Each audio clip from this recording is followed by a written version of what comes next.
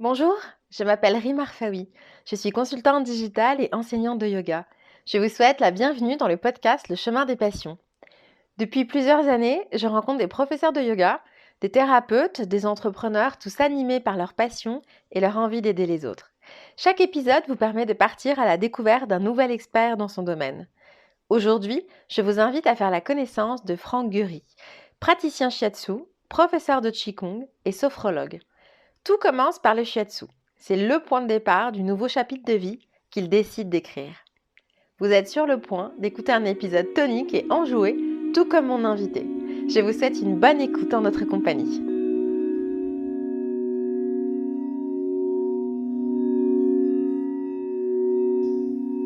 Bonjour Franck, Bonjour Rim, comment vas-tu? ça va très bien, je te remercie. Je suis ravie de t'accueillir pour ce nouvel épisode du podcast. Donc, je voudrais vraiment commencer par te remercier d'avoir accepté mon invitation et de m'accorder ce temps d'échange. Merci à toi pour ton accueil, toujours aussi joyeux. J'essaye. C'est chouette. On en a besoin, merci Rim. Je vais commencer par te demander, s'il te plaît, de nous parler un peu de toi, de ton parcours et de la manière dont le Qigong est entré dans ta vie. Aujourd'hui, j'ai 46 ans et j'ai eu la chance de naître dans une famille qui était déjà très sensibilisée à la culture, à la philosophie, puis à la médecine orientale et plus particulièrement chinoise, mais aussi venant du Japon.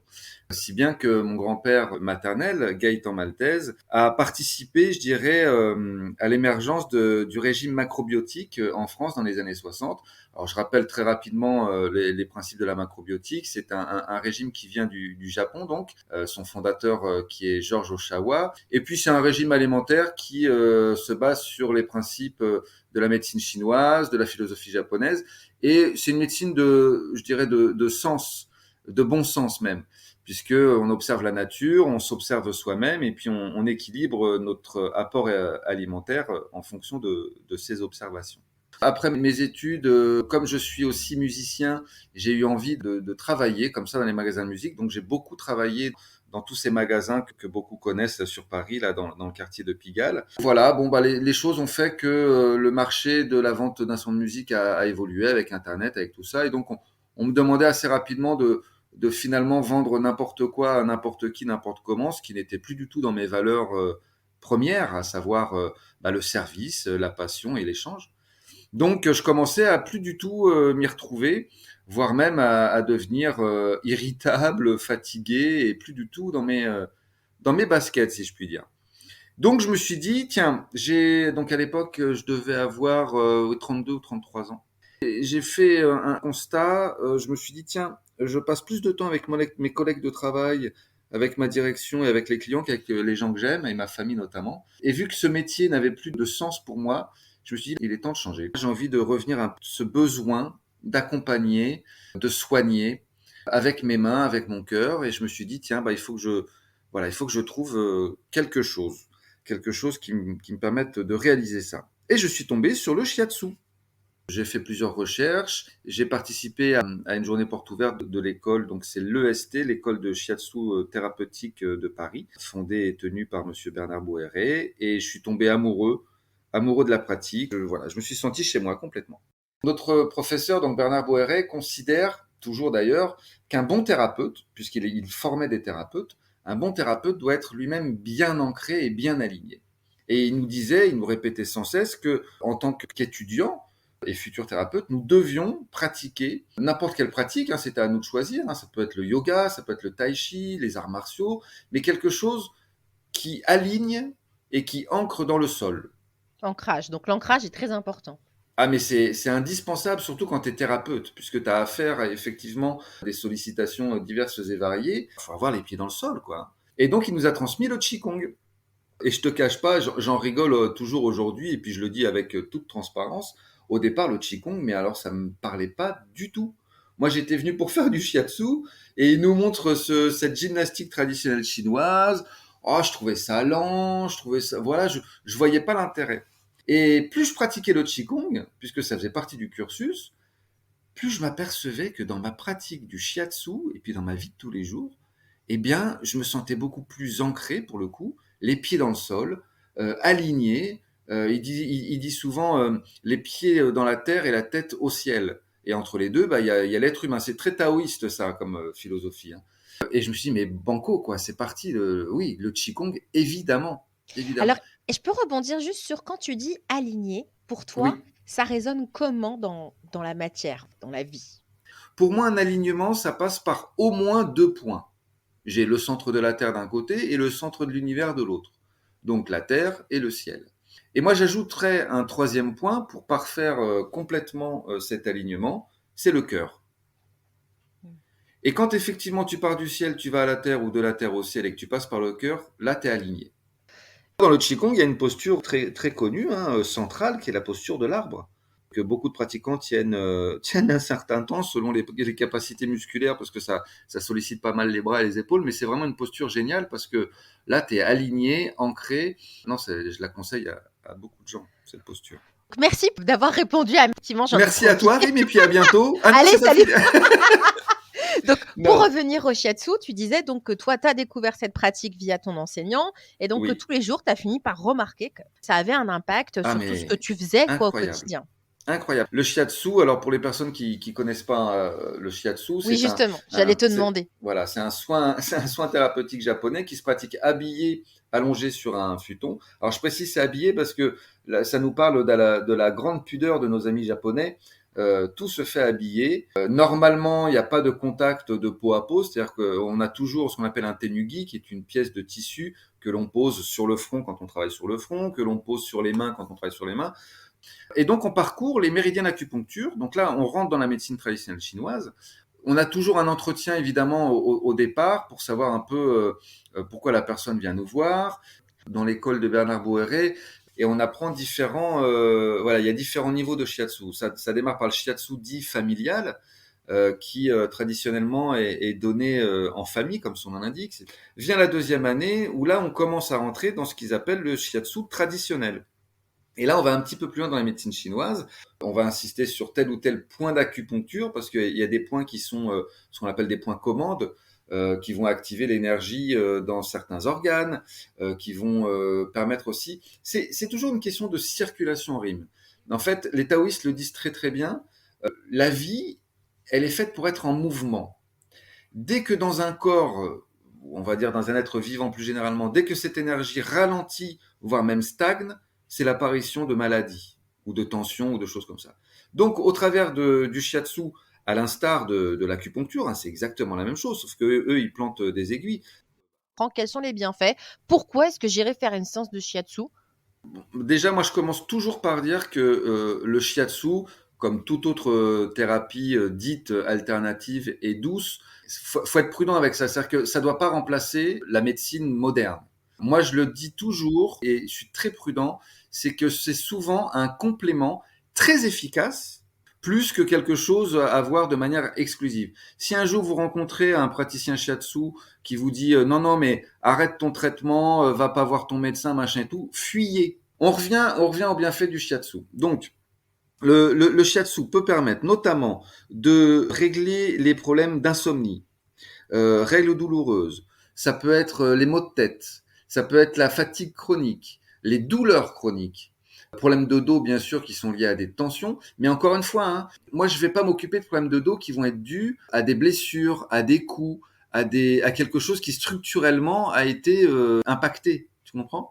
C'est plus de l'ordre de la tension et de la remise en circulation des énergies. Alors ça peut être aussi des problèmes digestifs. Et puis bon c'est la régulation des émotions aussi beaucoup. Dans le shiatsu, Oui, comme dans le qigong, qu'est-ce que oui. c'est que l'énergie et notamment le qi qui est connu comme énergie vitale? Mais quand tu dis je fais circuler l'énergie, est-ce que c'est quelque chose que tu peux essayer de nous expliquer? Je vais essayer, en effet.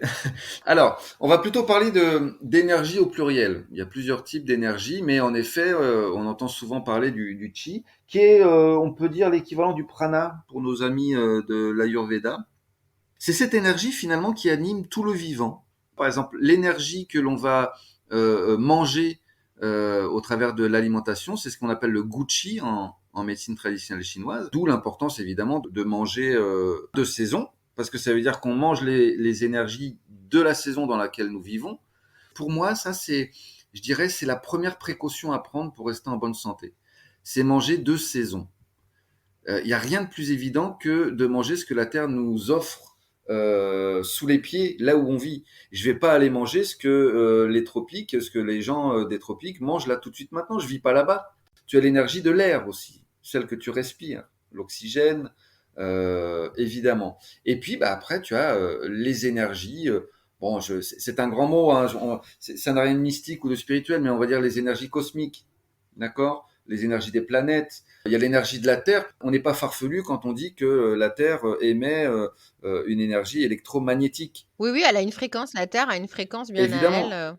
Et puis elle augmente, mais ce sera l'objet d'un autre podcast, C'est cher ça, ami. exactement.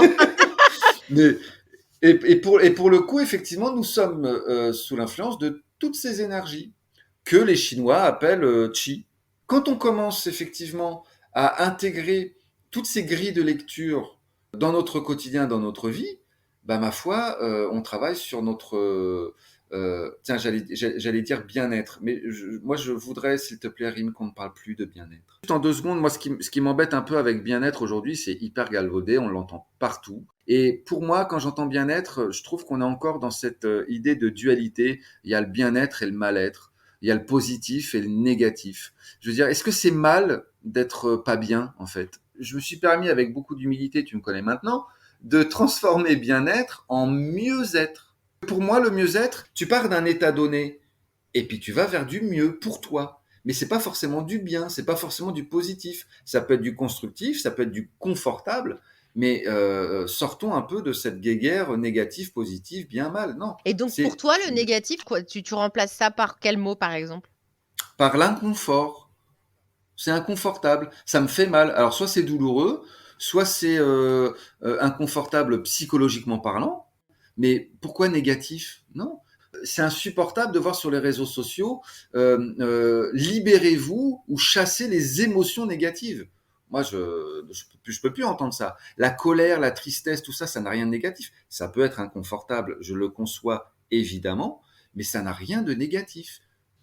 Pour revenir au Qigong, qu'est-ce que le Qigong? Alors, le Qigong, donc évidemment, Qi, là on vient de le voir, c'est l'énergie. Ou les énergies si vous voulez aller un petit peu plus loin. Gong, alors ça s'écrit Kong, Gong, moi je prononce Gong, hein, c'est l'exercice, le travail, la mise en mouvement. Donc là on est en plein dedans. C'est là donc la mise en mouvement, le travail, l'exercice de cette énergie en nous, qui circule en nous. Et donc au travers de ces mouvements plutôt lents, on étire les méridiens d'acupuncture. Par exemple, j'ai ouvrir grand les bras. Il y a le méridien, par exemple, du poumon, méridien du cœur qui passe par le bras, qui passe par la poitrine. Et en ouvrant ça, en étirant ça, qu'est-ce que je fais? Eh ben, je permets à cette énergie de circuler naturellement. Hein, c'est un peu comme un tuyau d'arrosage. Tu vois, t'as l'eau qui coule dedans. Si ton tuyau d'arrosage il est tout emmêlé, ça coule moins bien que si tu l'étends comme ça, tu l'alignes. Il faut savoir que il fait partie intégrante de la médecine traditionnelle chinoise. Dans l'arsenal thérapeutique chinois, les médecins chinois utilisent l'acupuncture, on en a parlé, le tuina, la diététique chinoise, la pharmacopée et le qigong. Mais il y a encore des cliniques en Chine où tu vas voir un médecin qui, lui, après un diagnostic, il va prendre les pouls, il va discuter, il va regarder la langue ou le fond de l'œil et il va te dire, OK, je vais te prescrire 2 ou 3 mouvements qui vont être en relation avec l'organe ou un groupe d'organes à, je dirais, à libérer ou à régénérer. Et donc, les bénéfices de la pratique du Qigong? On ressent très très rapidement déjà de l'apaisement. Moi, j'aime bien pratiquer et proposer le Qigong à mes élèves comme étant une méditation en mouvement. Hein, c'est pas toujours facile de méditer en statique, façon lotus. Donc le simple fait de mettre en mouvement le corps et de porter notre attention sur la respiration, il y a déjà de l'apaisement d'entrée de jeu. Après, on en revient un peu à ce que produit le shiatsu ou le tuina, c'est effectivement cette régulation de la circulation des énergies dans les méridiens d'acupuncture. Et donc, on va travailler sur, par exemple, régénérer l'énergie et les fonctions de l'estomac, de la rate, du poumon, du cœur. Et si tu veux, l'énergie vitale dans les méridiens d'acupuncture, je ne vais pas te faire un cours de médecine chinoise tout de suite, mais c'est un peu le principe des vases communicants. Tous les systèmes organiques et énergétiques du corps sont reliés les uns aux autres. Bon, ça, on peut l'entendre. Si bien que lorsque tu as un système qui est vide d'énergie, il va être plein quelque part. C'est que si c'est vide, c'est pas que ça n'existe pas, il faut juste aller le récupérer ailleurs. Oui, madame. Et donc, à travers le Qigong ou l'acupuncture ou le shiatsu, eh bien, on ouvre ou on ferme des petits robinets pour harmoniser tout simplement. Et cette énergie, après, se retrouve harmonisée dans le corps, si bien que ça va aussi, tu l'imagines bien, réguler les émotions. Je pourrais te faire une liste complète de tous les bienfaits du Qigong, mais en gros, il suffirait simplement de dire que ça harmonise les fonctions vitales et la circulation des énergies dans le corps et la régulation des émotions, je le disais. Alors, peut-être que certains de nos amis se demandent, mais quelle est la différence entre le Qigong et le Tai Chi? Puisque je parlais de chorégraphie. Alors, le Qigong est à visée plus thérapeutique que le Tai Chi. Ça ne veut pas dire qu'il est mieux que l'autre, mais le Tai Chi est plutôt un art martial interne. Et c'est un enchaînement. C'est-à-dire qu'il y a un début et une fin. Une chorégraphie qui a un début et une fin. On va parer des coups, on va faire des esquives. Vous voyez, c'est martial, mais interne, comme on dit, c'est en douceur, si vous préférez. Le Qigong aussi, c'est un art martial? Pas du tout. Non, on va être dans l'art thérapeutique plutôt. Parce que le Qigong, on va être dans la répétition d'un mouvement. Je te prends par exemple un mouvement qui va servir à réguler l'énergie, allez, on va dire, de l'estomac et de la rate, parce que ce sont les organes de transition entre l'été et l'automne. On peut même parler d'ailleurs tout de suite du poumon et du gros intestin, qui sont carrément les organes de l'automne dans lequel nous sommes. Eh bien, ces mouvements, on va les répéter un certain nombre de fois. Ça peut être 5, 8, 12 fois, voire 24 pour certains. Et dans cette répétition, il y a comme une légère transe qui se met en place, qui est super agréable d'ailleurs, puisqu'on n'est plus du tout dans la technique, dans la perfection du mouvement, on mentalise pas le mouvement. C'est-à-dire qu'au bout d'un moment, on se laisse porter, on se laisse guider par le mouvement, comme quand on danse comme ça, et qu'on se laisse complètement aller. Et du coup, après, l'énergie, elle se sent libre de pouvoir circuler comme elle le sent et d'alimenter tel ou tel organe. Donc, c'est la répétition du mouvement qu'on a en Qigong et qu'on n'a pas en Tai Chi qui fait notamment cette différence entre les deux. Ce qui est intéressant dans ce que tu viens de dire, il y a une phrase là que j'ai percutée qui Oui. est quand on est en mouvement, on laisse l'énergie libre. En fait, c'est comme si finalement aussi, dans les zones d'inconfort ou de fatigue, on mettait de la résistance en fait. On peut aussi dire à nos auditeurs que pourquoi l'énergie va s'arrêter ou stagner. Et oui, ça pourquoi rime. Ah bah, mais je te le demande, Franck, pourquoi Je vous le l'énergie demande, messieurs, stagne? dames. Non, si je vous parle de gestion des émotions, ça nous parle tout de suite. On sait qu'effectivement, lorsqu'on est en colère, lorsqu'on est triste, et encore une fois, c'est pas mal, c'est pas négatif d'être en colère ou triste. Donc, effectivement, lorsque émotionnellement on va être perturbé, eh bien, cette énergie, elle va faire quoi? Elle va s'arrêter dans certaines parties du corps. D'accord? La colère, par exemple, ça prend la tête, c'est dans la tête, on a la tête qui chauffe. Hein, on dit en médecine chinoise que la colère, elle monte. Ça va être la gestion des émotions qui va entraver la juste circulation de l'énergie, mais ça va être aussi l'alimentation. Si on mange léger, on se sent pas pareil que si on mange un cassoulet. Non, c'est sûr. Dans un cas, tu as envie de dormir, dans l'autre, tu as encore faim. Mais, Mais au-delà de la faim que mais tu as au-delà de apaisé ou pas, au-delà de ça, voilà. Au-delà, je reconnais la rime gourmande. Au-delà de ça, il y a, t'imagines bien que lorsque tu manges de trop, que ça va être trop gras ou trop sucré, ton corps, lui, il va devoir assimiler, digérer, éliminer, et donc ça va c'est pour ça qu'on dit notamment d'éviter de manger trop le soir, parce que la nuit, tout se régénère, tout se remet en route. effectivement, que c'est le travail du calme, du relâchement, de la joie et Mm. d'être dans cette unité de corps-esprit. Et du coup, j'avais envie, tu nous parles un petit peu justement des fondations historiques, philosophiques et énergétiques du Qigong. Il y en a certains qui ont daté ça de 3000 à 5000 ans. L'être humain, très rapidement, a tenté de trouver des moyens d'aller mieux, de prendre soin de lui. Et souvent, c'est encore une fois, je reviens sur cette observation de la nature, il y a pas mal de mouvements de Qigong qui reprennent des attitudes d'animaux. Hein, il y a la grue, il y a l'ours, il y a le tigre.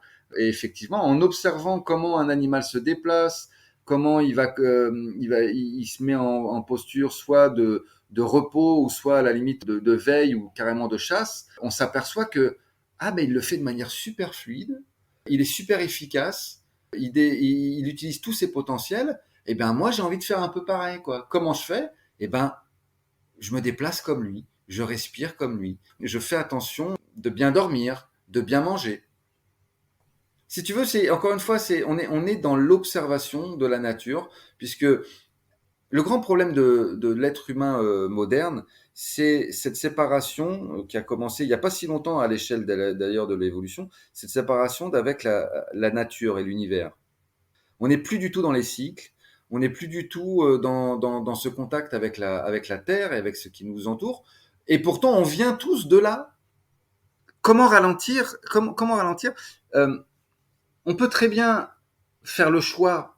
Alors, il y en a, attention, hein, pour qui c'est pas un choix, malheureusement, ça, c'est une contrainte, c'est des obligations.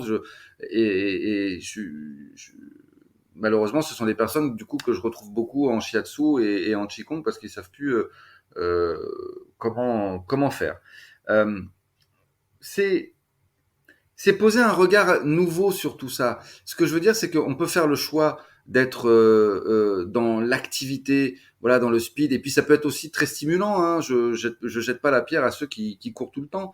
Cela dit, on a toujours la possibilité de trouver des moments de profond ralentissement.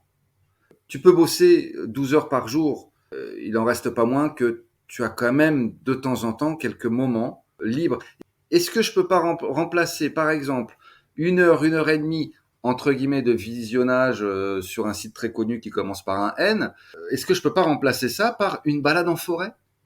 Quel est finalement le lien entre les éléments de la nature, le yin-yang et les mouvements? Et quand je parle de la nature, c'est souvent, on entend feu, eau, métal. Enfin, moi, je lis des choses comme ça. Oui, on Ouais, fera une séance sur le métal. Ou... ouais. Je voulais essayer de comprendre quel était ce lien entre ces trois pendants. Quel travail de journaliste, Rim. Je ne peux que te féliciter parce qu'en plus tu parles de métal qui est évidemment l'élément de la saison dans laquelle nous sommes, qui est l'automne. Donc effectivement, on est encore dans ce lien avec la nature et les éléments. Donc en médecine chinoise, effectivement, il y a 5 éléments. Tu as le bois, le feu, la terre, le métal et l'eau. Et effectivement, on est encore justement dans ce lien permanent avec la nature. Et tu vas avoir des organes qui vont appartenir à l'élément bois, donc foie, vésicule biliaire. Feu, on a cœur, intestin, grêle. Bon, là, on est dans l'élément métal qui correspond plutôt aux poumons et au gros intestin. Donc, un professeur de Qigong va, dans la saison donnée, plutôt donner des mouvements reliés à l'élément du moment, à la saison, pourquoi pas à l'animal, à l'émotion et à toutes ces choses-là. Alors moi, j'ai découvert qu'il y avait vraiment ces trois parties du corps. Donc le haut qui correspond au ciel, tout ce qui est plutôt la fluidité, la légèreté, la tête dans les nuages. Ouais, l'énergie, Le bas du corps qui est vraiment l'ancrage, la matière, avec l'enracinement, et le centre qui s'appelle aussi la porte de la vie. Donc le ventre qui permet donc la circulation entre le haut et le bas.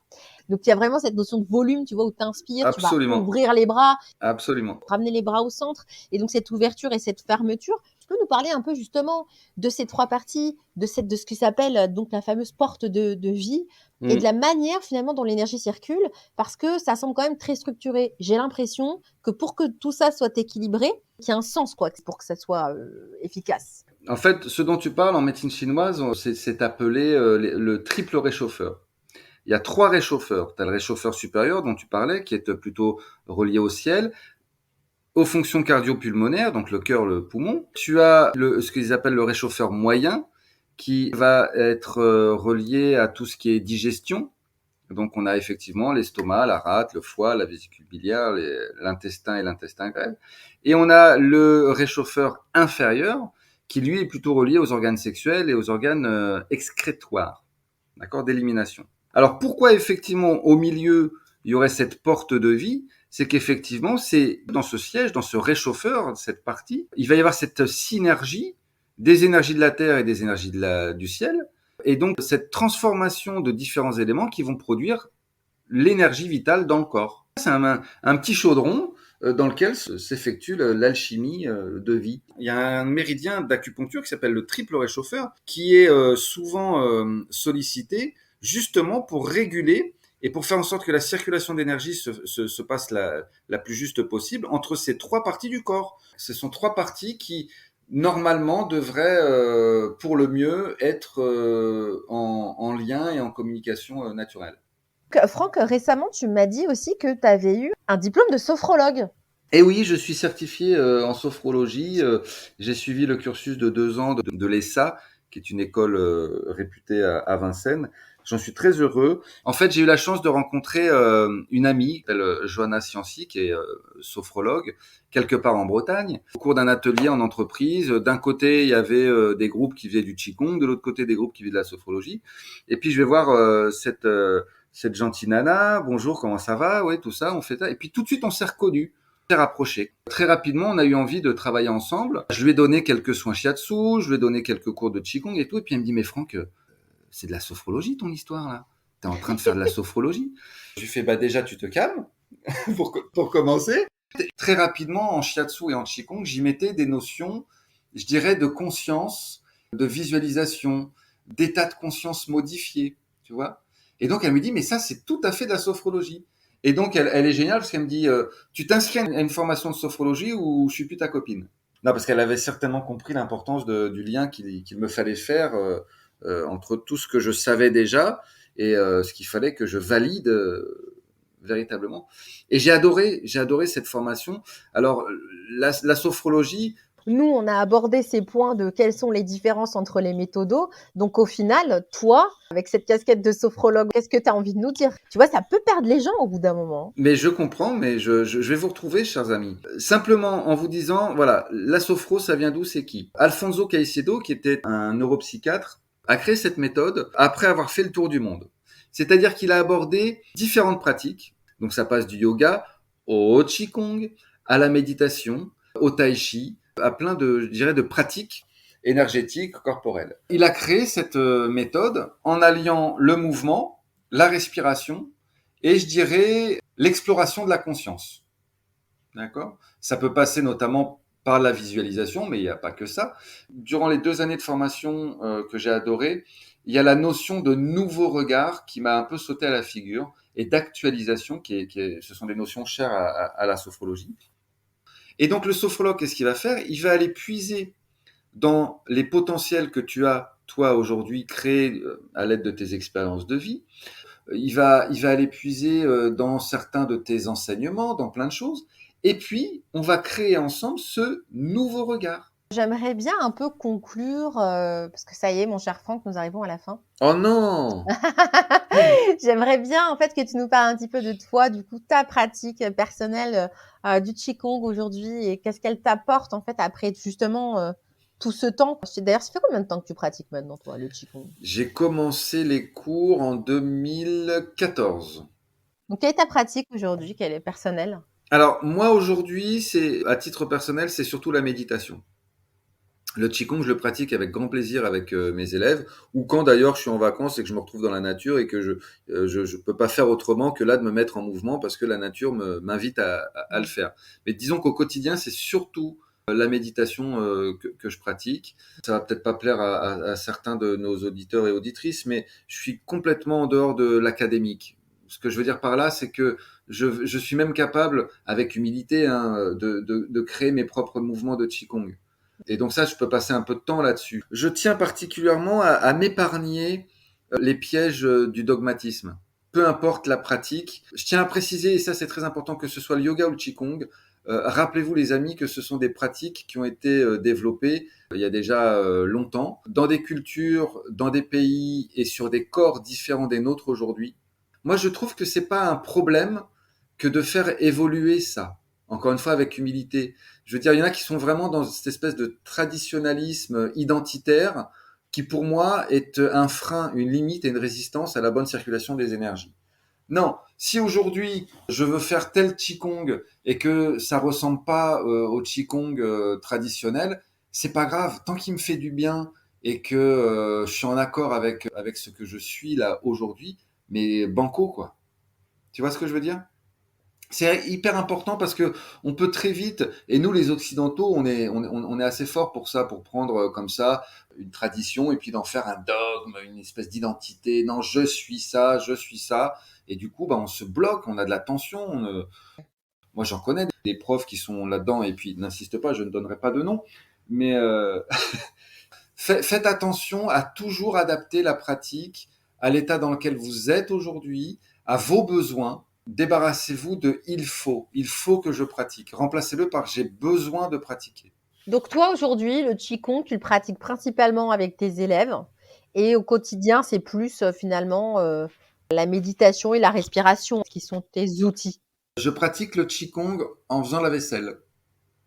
Je pratique le Qigong en faisant mes Ouais, courses, je sais. Moi aussi, en j'ai vu prenant le Karate métro. Kid quand j'étais gosse.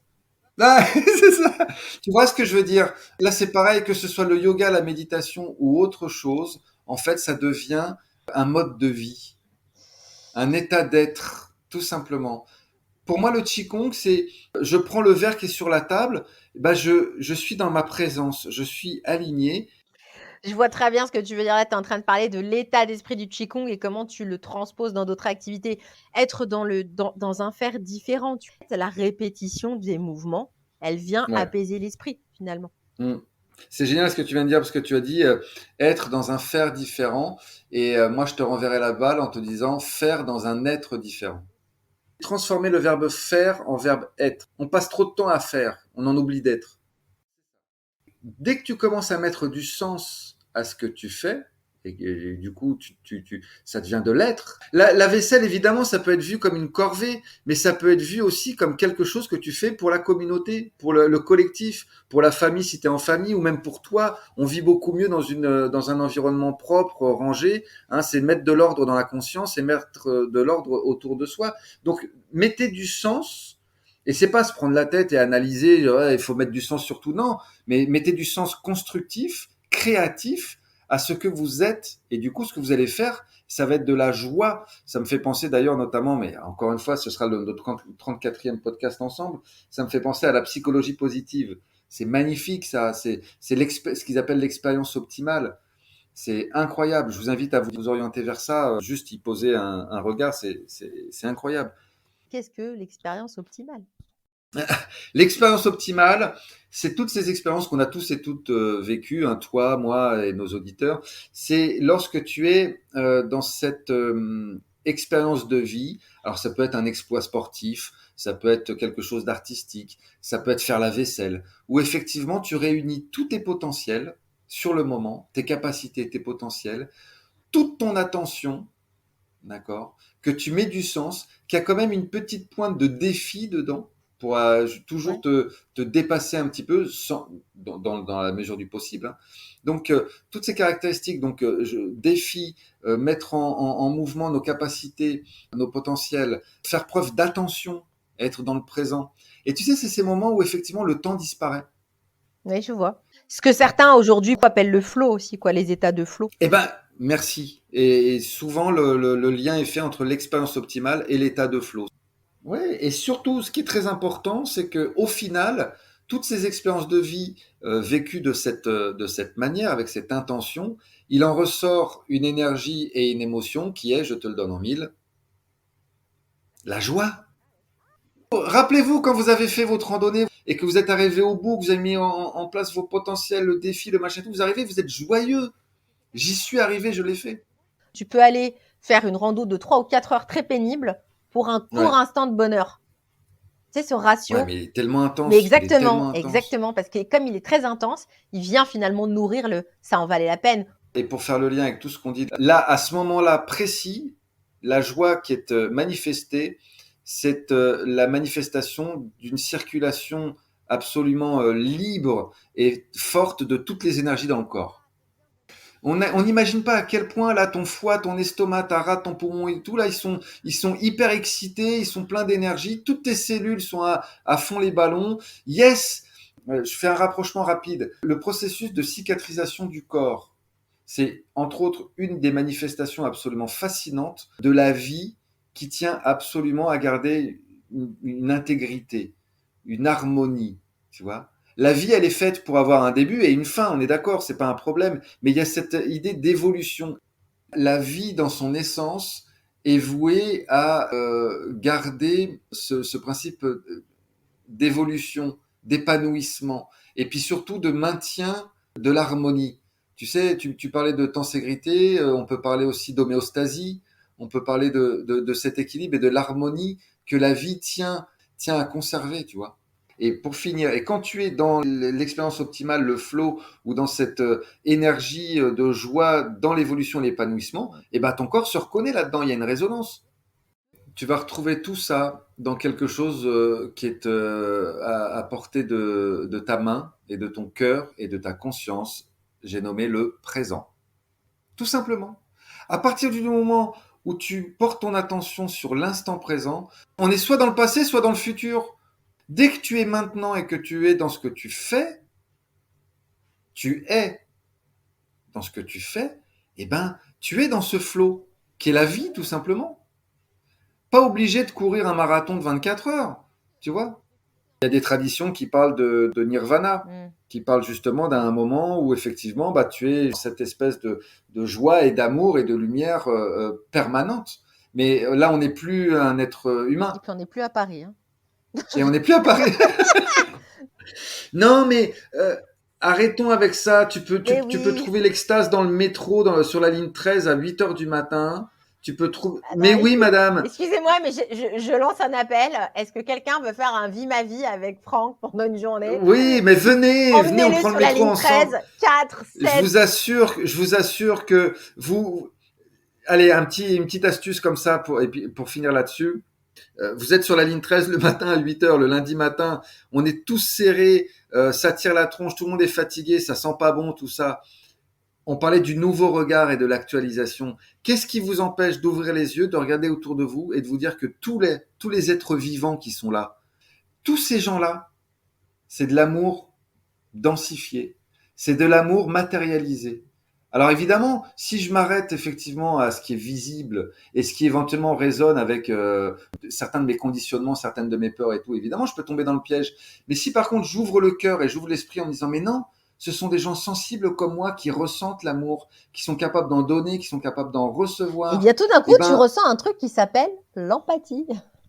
absolument. L'empathie, et il y a quelque chose qui se transforme. C'est plus la ligne 13 bondée avec plein de gens qui sont stressés et tout. C'est un endroit dans lequel tu te trouves à proximité de vie, Ouais. qui ressentent, qui créent, voilà. Et là, voilà, tu te nourris de ça. Et moi, je m'éclate. Moi, je fais ça dans le métro. Ok, alors moi je te propose de clôturer surtout sur tes projets, sur tes Oui. encours. Qu'est-ce que tu as? Est-ce que tu as des ateliers en... Qu'est-ce que tu fais? Qu'est-ce que tu nous proposes, Franck? Mais qui es-tu? Qu'est-ce que tu fais? J'ai la chance de donner un cours de Qigong en visio les dimanches à 18 heures et c'est un vrai pur bonheur parce que c'est devenu un rendez-vous régulier avec beaucoup qui sont d'ailleurs devenus des amis, mais pas mal d'élèves. Donc on partage ce moment ensemble. Je donne des méditations gratuites les mercredis soirs à 21 heures. J'ai mis ça en place il y a un an à peu près parce que je me suis dit qu'il était important de se réunir pour justement se faire du bien de manière individuelle et puis surtout de créer quelque chose de collectif. Aujourd'hui, on parle de conscience collective, d'émergence de quelque chose qui nous unit les uns et les autres. Pour moi, cette méditation du mercredi soir, c'est ce qu'elle veut, Ok. c'est ce qu'elle espère mettre en place. Les inscriptions, ça se passe comment? C'est depuis ton site Alors, internet? moi, j'ai voulu les choses hyper simples parce que on se prend assez la tête comme ça pour des broutilles. On m'écrit un petit message sur ma boîte mail et puis moi, je renvoie le lien. Il y a vraiment aucune obligation, aucun engagement. La porte, elle est ouverte. Et d'ailleurs, sur mon site internet, il y a pas mal de méditations que j'ai enregistrées. Les premières, mais il doit y en avoir pas loin de 10. Donc, vous pouvez déjà goûter un peu l'ambiance. J'ai envie de mobiliser, si tu veux, les praticiens du mieux-être, que ce soit des profs de yoga, des psychothérapeutes, des choses comme ça. C'est quelque chose que j'avais fait pour les étudiants il y a 2 ans, parce que je considère que il faut qu'on partage ça. Alors, on doit en vivre, hein. Attention, je parle de gratuité, mais on doit en vivre. Mais on a avec humilité, hein, c'est un grand mot, mais on a cette mission, ça donne du sens à ce que l'on fait, c'est de partager, c'est de donner aussi ça. On peut pas le réserver qu'aux personnes qui peuvent se le payer, sinon ça n'a pas de sens. Donc c'est le but de cette méditation. Sinon, j'organise des retraites en pleine nature, des séjours comme ça durant lesquels on pratique méditation, qigong, shiatsu et maintenant sophrologie. Et là, t'en organises une bientôt ou pas? J'ai rien de prévu encore pour cet hiver, ce sera plutôt au printemps. J'ai très envie d'écrire un livre, très très envie d'écrire un livre. Voilà, ça c'est un cadeau j'espère me faire prochainement. Là, je vais paraître dans 365 jours au top, qui va sortir bientôt aux éditions First. Vous allez voir, c'est un big magazine, limite livre, avec tout plein de méga tips mieux-être, dans la joie. Et puis en plus, c'est super beau alors je crois que c'est à la mi-octobre, donc bientôt là, hein. Et on m'a offert justement plusieurs pages de Qigong dans ce livre. Et puis bah, mon projet, c'est de vivre au présent et puis d'écouter régulièrement le chemin des passions. Ah ça, c'est une bonne idée, ça. C'est un bon podcast. Ouais, Et ouais, t'as pas ouais. un atelier aussi bientôt avec Ludivine, Ludipilate? Ah, mais je vois que madame est hyper renseignée, mais j'en oublie, oui, évidemment. Ludivine, Bonjour maître Ludivine. ah Salut. ouais, que j'adore. Elle est superbe. Voilà, Je la c'est connais pas, je l'ai pas encore rencontrée. le Pilate dans la joie, dans la gentillesse, la bienveillance, et c'est du peps, en veux-tu, en voilà. Et elle me donne la chance, et j'en suis ravi, je la remercie tellement, de partager ses ateliers. Je crois que le prochain, c'est le 4 décembre, mais alors à vérifier sur son Instagram, Ludi Pilate. Et donc, effectivement, c'est aperçu que le Qigong et le Pilate s'associent vraiment très bien. Le Qigong est une très belle préparation au Pilate parce que justement, permet de mettre de la conscience dans le mouvement, dans l'articulation, dans le muscle. Et donc, le Pilate, après, s'enchaîne super bien. Et on rigole tellement. Messieurs, ne soyez pas timides, Voilà. allez-y. Non, venez, venez. Moi, c'est pareil au Qigong. Je commence à avoir de plus en plus de garçons et j'en suis ravi. Aujourd'hui, le mieux-être n'a pas de sexe. Exactement. Bon, bah écoute, Franck, voilà, nous avons fait le tour, hein. Nous arrivons à la fin. Donc, J'ai adoré ce moment, Rim, c'était vraiment chouette. ah, Et, merci, et, moi aussi. et, et j'ai ressenti parce que c'est ça, tu m'as aidé à ça, puisque tu m'as posé les bonnes questions au bon moment, mais effectivement, tu as laissé émerger la passion qui est en moi, et c'est ça, tu as ouvert le chemin de la passion que j'ai en moi, et je suis ravi d'avoir pu le partager avec toi, et puis avec nos auditeurs et auditrices. Merci à toi d'avoir accepté, de t'être ouvert, d'avoir partagé ton expérience, parce que Un voilà, grand ça reste des plaisir. chemins très personnels. On peut avoir parfois du mal à se livrer et pourtant, le partage d'expérience est aussi hyper nourrissant pour tous, donc Ah ouais, merci. c'est là pour être partagé, hein. Voilà, Un grand plaisir. Je vous souhaite à tous et à toutes une excellente vie et plein de bonheur. restons là-dessus. Merci Franck, bonne À continuation. bientôt, Rim. Au Merci. Au revoir. revoir. L'épisode est à présent terminé. Je vous remercie beaucoup pour votre écoute.